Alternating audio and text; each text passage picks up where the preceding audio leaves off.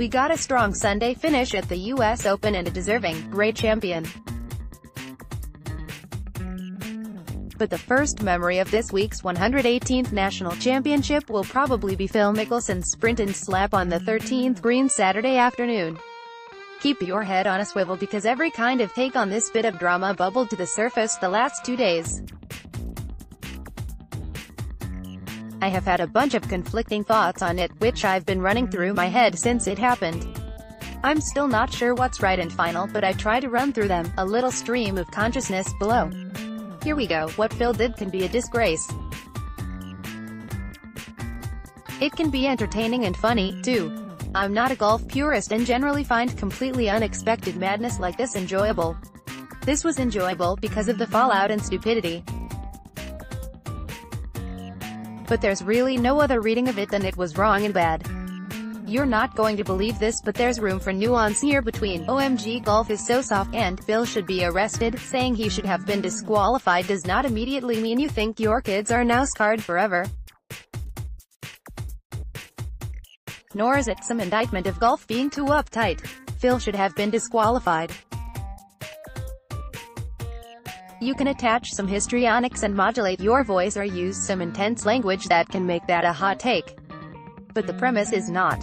He should have been tossed. He did something that's just outside of how the game is played. The rules covered his ass and they were technically applied correctly, but this is also a case where applying a common sense or reasonableness standard would yield a different result. There's an "I know it when I see it" element here. The move was far over the line of this whole arrangement and how this game is ordered and structured.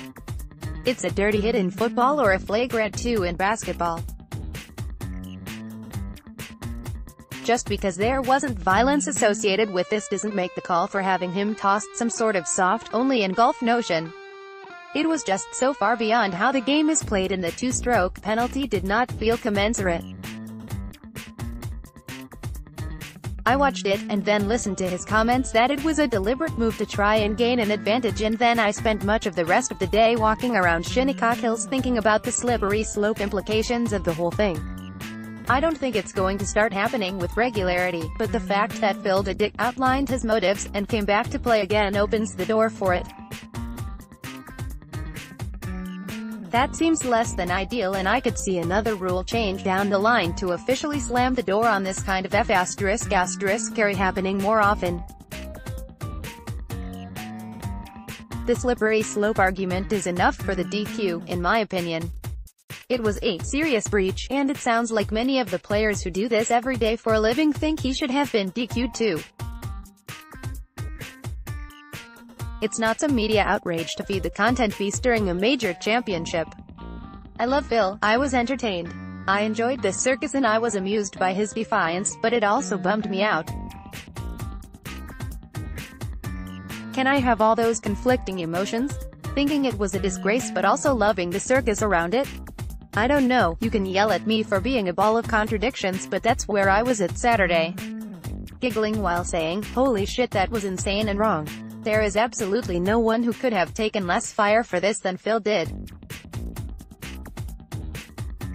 If Tiger did it, and to be clear, he never would, he's pilloried as classless. If Jordan Spieth, aka the Golden Child, did it, he's ripped as a whiny petulant brat. Justin Thomas the same. Sergio is a spoiled headcase who can't deal. There would just be a greater consensus of condemnation for anyone but Phil, the gregarious goofball dad.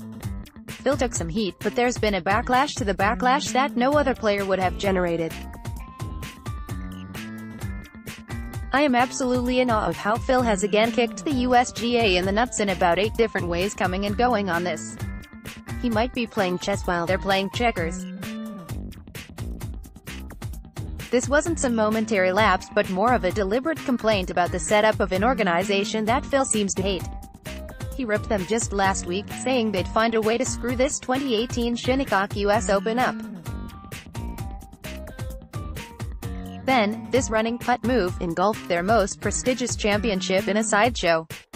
The caterer at Media Dining started yelling at me about it. I overheard the cops on their radios talking about it.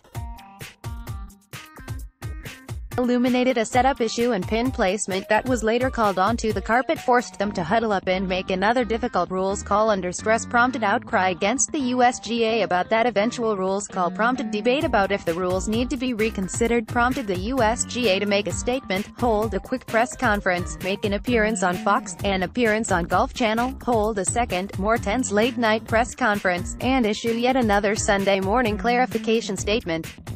It was all done trying to explain themselves in a way that maybe did not look the most clear and commanding, all while Phil giggled defiantly. It's amazing how much Phil screwing around put the USGA through the ringer, which was probably the overarching point from the start.